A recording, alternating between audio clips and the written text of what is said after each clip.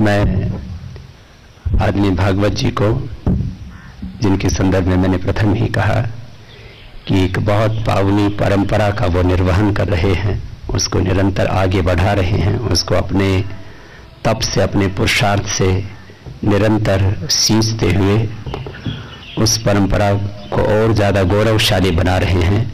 श्रद्धेय डॉक्टर हेडगेवार जी ने, श्रद्धेय गोलवलकर जी गुरु जी ने जिस परंपरा को बहुत ऊंचाइयां दी, और जैसे प्राचीन काल में हम सुनते आए कि अपने पूर्वजों ने भद्रम इच्छन्त ऋष्याः स्वर्विदः तपो दीक्षाम उपनिषेदुरग्रे ततो राष्ट्रम बलम ओजस्स जातम तदस्मै देवा उपसमनमन्तु। अपने पूर्वजों ने राष्ट्र के, विश्व के मंगल के लिए तप और दीक्षा, इन दोनों का अनुष्ठान किया और उसके द्वारा राष्ट्रम बलम ओजस्स जातम तदस्मै देवा उपसमनमन्तु, राष्ट्र की बल की वृद्धि की, पराक्रम की वृद्धि की। और तब हमारी ये पावनी परंपरा आज हम तक मिली है। 1,96,08,13,115 वर्षों पुरानी अपनी साप्रथमा संस्कृति विश्ववारा अपनी संस्कृति पर गर्व है हमें। और इसी पावनी परंपरा में संघ के आज तक करीब करीब 12 से 15 हजार ऐसे जिन्होंने पूरे जीवन की आहुति राष्ट्र के लिए दी, कितने कितने तप और त्याग से इस राष्ट्र को अपने बलिदान से सींचा। यदि हम एक व्यापक परिप्रेक्ष्य में कहें तो राष्ट्रीय स्वयंसेवक संघ ने अपनी स्थापना से लेकर के आज तक इस राष्ट्र के लिए जो पुरुषार्थ किया है, जो तप किया है, उतना पुरुषार्थ, उतना तप हम पिछले करीब 80 वर्षों के ही इस इतिहास को देखते हैं तो वह हमें बहुत गौरव प्रदान करता है, हमें उत्साह प्रदान करता है और अपने सर्वस्व की आहुति राष्ट्र के लिए अर्पित करने के लिए हमें एक प्रेरणा प्रदान करता है। ऐसे उस संगठन की जिसने इस देश की स्वाधीनता से लेकर के इस देश की संस्कृति, सभ्यता, इस देश की प्राचीन परंपराओं को और गौरव को बढ़ाने के लिए बहुत बड़ा तप और पुरुषार्थ किया है। और उसी पावनी परंपरा को आदरणीय मोहन भागवत जी बहुत ही पुरुषार्थ के साथ आगे बढ़ा रहे हैं। और मैंने प्रथम ही कहा कि उनका यहाँ आचार्य कुलम में, यद्यपि पतंजलि पीठ में पहले उनका आगमन हो चुका है, लेकिन आचार्य कुलम के इस पावनी भूमि पर उनके प्रथम आगमन पर एक बार पुनः पूरे पतंजलि परिवार की ओर से उनका बहुत बहुत अभिनंदन करते हैं। और पतंजलि परिवार के सभी वरिष्ठ यहाँ पर हैं। श्रद्धेय आचार्य श्री का पावन सानिध्य में प्राप्त है, जिनकी उपस्थिति है हमें कर्म और पुरुषार्थ के लिए प्रेरणा देती रहती है। उनको भी, जो सृजन का दूसरा नाम है, उनको भी बहुत बहुत प्रणाम। मैं आदरणीय भागवत जी को आप सब के लिए जो भी वो मार्गदर्शन जो आपके लिए पाथेय है उसको आप तक संप्रेषित करें। और उनका होना ही हमारे लिए बहुत गौरव की बात है और उनका कुछ कहना वो तो सबके लिए आशीष है। एक बार पुनः सबकी ओर से उनका अभिनंदन करता हूं, उनको आमंत्रित करता हूं। आदरणीय भागवत जी। पूज्य स्वामी रामदेव जी महाराज, मैंने कल कहा था कि आपके सामने मैं क्या बोलूं इसका कुछ निर्देश मुझे प्राप्त हो। अब हम सब लोग देश के लिए, राष्ट्र के लिए काम करते तो हमारे मन में प्रश्न भी वही रहते सबके, आपके हो या मेरे भी मन में हो। अभी देश में जो राज्य आया है उससे बहुत अपेक्षा है। वो अपेक्षा गलत नहीं, अपेक्षा बिल्कुल सही है। और हम लोग अपेक्षा करते हैं ये उससे भी ज्यादा सही इसलिए है कि कहीं ना कहीं उनके आने में हम लोगों का भी हाथ लगा है। और परिवर्तन जिसलिए लाया समाज ने, उसका कारण ही यही है कि समाज ऐसे ही कुछ चाहता है, बदल होना। परिवर्तन के लिए यह आदेश है। लेकिन ये परिवर्तन होता कैसे है? चौखट अलग बनी है, उस चौखट में से जाना है, उस चौखट के नियमों का पालन करते हुए जाना है। जैसे द्यूत है महाभारत का, वो देख रहे हैं कि ये कपट हो रहा है, लेकिन वो कुछ कर नहीं सकते, खेल के नियम जैसे बने, चुपचाप बैठे। ये मैं जिनको ये करना है नीति में, उनको मुक्त नहीं कर रहा हूं, करना उनका काम है, लेकिन हमारे हाथ में ये पक्की बात है कि हम इसको अगर बढ़ाते जाएंगे वो बदलेगा ही बदलेगा। उनको तो हम कहेंगे बदलो, करना उनको है, करने में हम दखल नहीं दे सकते। हमारी भी एक संघ के काम करने में मर्यादा रहती है। आपने सब बातें पूछी ना, आप क्या करेंगे, तो हम तो यही करेंगे, स्वदेशी के बारे में भी यही करेंगे। योग और वैदिक शिक्षा को विभिन्न स्कूलों के पाठ्यक्रम में लागू करने के पहले हम जिन स्कूलों में कुछ कर सकते हैं वहां उसको लागू करेंगे, किया है और बढ़ाते जाएंगे। और उसके आधार पर हमारे विद्यालयों से निकला हुआ छात्र समाज में अग्रणी बन सकता है, प्रभाव के पद पर भी जा सकता है, लोगों का जीवन सुधार सकता है। ये अगर हम करेंगे तो नीति बदलेगी। स्वदेशी की भी बात ऐसी है।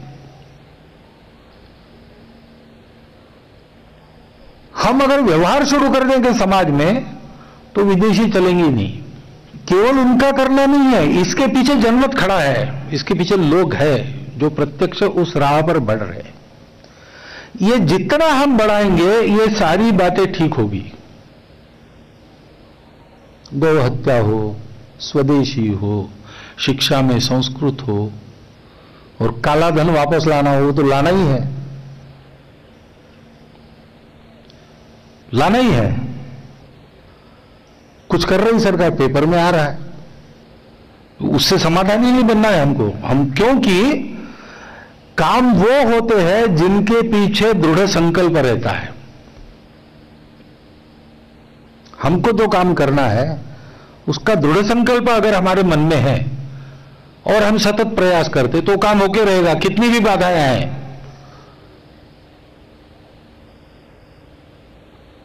संघ के 90 वर्षों के इतिहास को आप देखें या अपने पातंजल योगपीठ के गुरुकुल के भी इतिहास को देखें अभी तक के, तो आपको निष्कर्ष यही मिलेगा कि जिसका संकल्प दृढ़ है वो क्या नहीं कर सकता।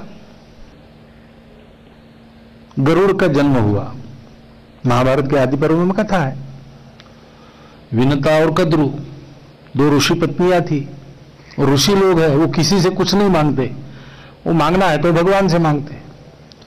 तो कश्यप ऋषि ने भगवान से मांगा कि पुत्र की इच्छा है दोनों पत्नियों को, उनके लिए मांग रहा हूं।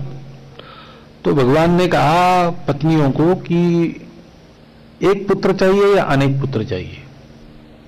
अनेक मिलेंगे तो ऐसे तैसे मिल जाएंगे, गुणवान चाहिए तो एक ही मिलेगा। तो कद्रु ने कहा कि क्योंकि वो सौतन का मत्सर था ना, थोड़ा सा विनता बड़ी थी, और विनता अच्छी भी थी ज्यादा स्वभाव में, क्षुद्र नहीं थी, इसका मन थोड़ा सा छोटा था, तो लोग विनता का ज्यादा सम्मान करते। उसको लगा इससे बड़ा होना है तो बहुत पुत्रों की माता मैं बनूं, 1000 पुत्र चाहिए मुझे। विनता ने कहा कि 2 ही दो, लेकिन गुणवान दो। तो कथा में ऐसा है कि अंडे दिए, 1000 अंडे कद्रु को, 2 अंडे विनता को, और कहा कि इनको से तो इसमें से तुम्हारे पुत्र निकलेंगे। और 9 महीने में, 10 महीने में, साल में कद्रु के पुत्र हो गए। लेकिन रूपवान भी नहीं थे, गुणवान भी नहीं थे, उनकी दृष्टि आकाश की ओर नहीं रहती थी, वो जमीन को देखते थे और जमीन में ही रेंगते थे, धूल में ही चलते थे। तो उनका नाम हो गया सर्प, क्योंकि रेंगते थे, सांप।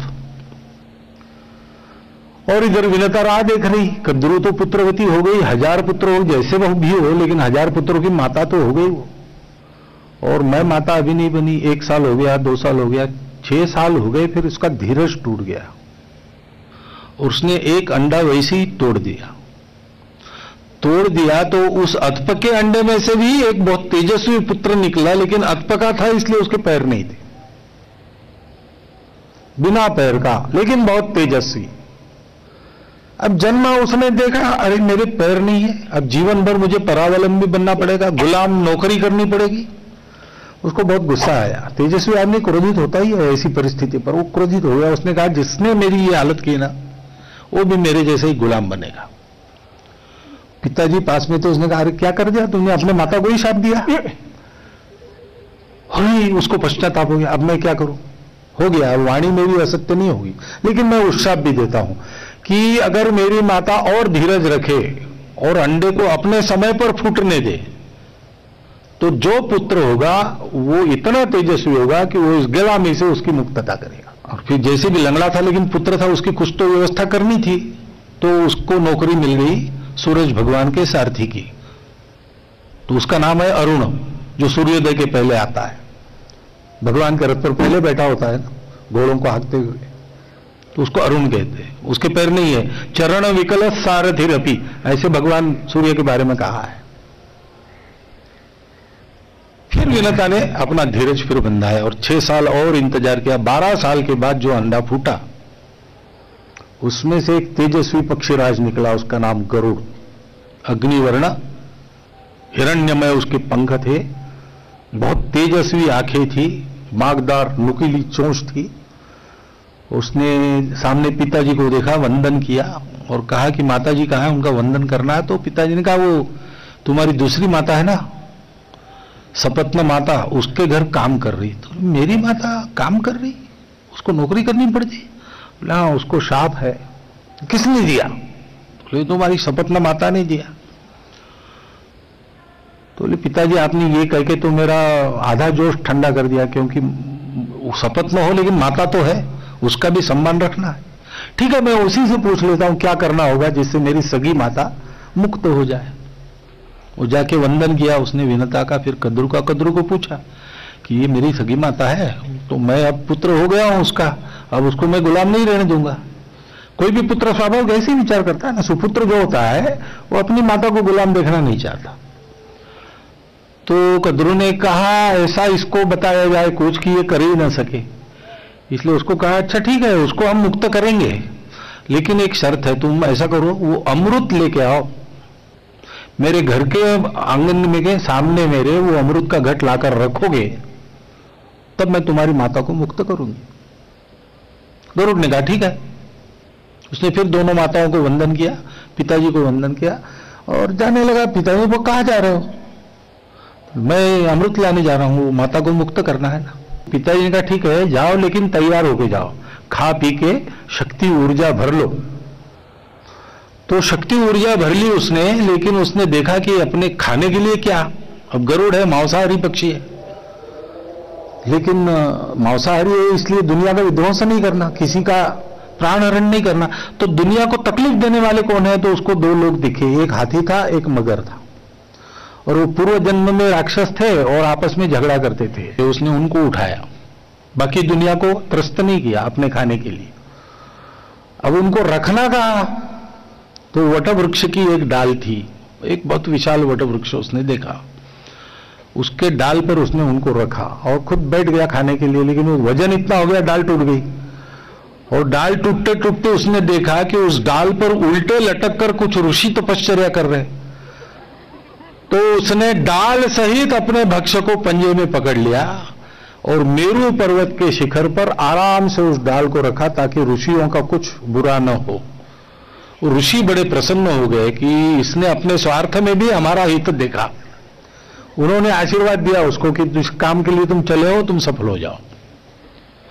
जो भी हम करते जाएंगे ना, हो भला समाज का वो काम सब किए चलो, संगठन गढ़े चलो, सुपंथ पर बढ़े चलो। ऐसा करते हैं तो सारे समाज का आशीर्वाद अपने साथ, फिर क्या डर है। गरुड़ ने अपना भोजन पूर्ण किया और फिर चला, हमला किया। अमृत कुंभ के राक्षस थे, भूत गण राक्षस गण, वो उनको तो यूं ही उड़ा दिया। तो फिर देवगण आ गए, वो भी हार गए। तो सब राज्यसभा में पहुंचे इंद्र के कि महाराज कोई नया आया है पक्षी, वो हमसे नहीं होता। फिर शिव की प्रार्थना की, शिव जी आ गए, लेकिन शिव जी का त्रिशूल भी निष्फल हो गया। फिर शिव जी जैसा हमेशा करते हुए विष्णु को बुलाया, विष्णु आ गए। विष्णु ने अपना सुदर्शन चक्र निकाला, बस वो तो अमोघ है ना, छोड़ा तो काम करके ही आएगा, छोड़ा। लेकिन आश्चर्य का, सुदर्शन चक्र गरुड़ के पास गया और गरुड़ का गला काटने के बजाय उसकी 3 प्रदक्षिणा करके वापस आके मनुष्य रूप में विष्णु के सामने हाथ जोड़ के खड़ा हुए। विष्णु ने पूछा क्या हुआ भाई, तुम कभी ऐसे वापस नहीं आए? तो महाराज मैं तो आ गया, आप भी लड़ना छोड़ दो इससे, ये नहीं होगा आपसे, किसी से नहीं होगा। क्यों? क्योंकि ये माता का काम करने के लिए आया है और वो मातृशक्ति इसका रक्षण, वो जिसका रक्षण करती है उसको कोई नहीं परास्त कर सकता, आप इससे दोस्ती कर लो। विष्णु है ही नीति निपुण, वो समझ गए। वो गरुड़ के पास गए और कहा वीर तुमने क्या कहा है? तुमने कहा उसके आंगन में उसके झोपड़ी के सामने वो अमृत कुंभ रखूंगा। तो बोले रखो, और रखते ही पहले कहो कि देखो मैंने शर्त पूरी की, मेरी माता को मुक्त करो, और माता जब मुक्त हो जाए तब इसको फिर से उठा के यहां ले जाओ, ये वचन मुझे दो। उसको वचन दिया है अमृत कुंभ झोपड़ी के सामने जमीन पर रखेंगे, रख दो, उसका वचन पूर्ण हो गया। अब मेरा वचन पूर्ण करो कि वो वापस ले आओगे। तो बोले ठीक है ये मैं करूंगा। गरुड़ ने वैसे ही किया, अमृत कुंभ जाके रख दिया और कद्रू आ गई अमृत लेने को, कहा पहले माता को मुक्त करो। तो उसने घोषणा कर दी आज से मुक्त। तो कहा कि मैंने मेरा वचन पूर्ण किया रखने का, अब मैंने देवों को वचन दिया है कि वापस ले जाऊंगा, इसलिए मैं वापस ले जा रहा हूं। उठा के ले गया। एक बात तो पक्की हुई कि इतना दृढ़ संकल्प लेके जो चला वो सब बाधाओं के बावजूद अपना काम करके गया। हम अपने संकल्प पर पक्के रहे। जो वहां पहुंचे हैं वो अपने संकल्प पर पक्के रहते कि नहीं देखना है। अभी तक उनसे बात होती है, मिलते हैं कभी कभी।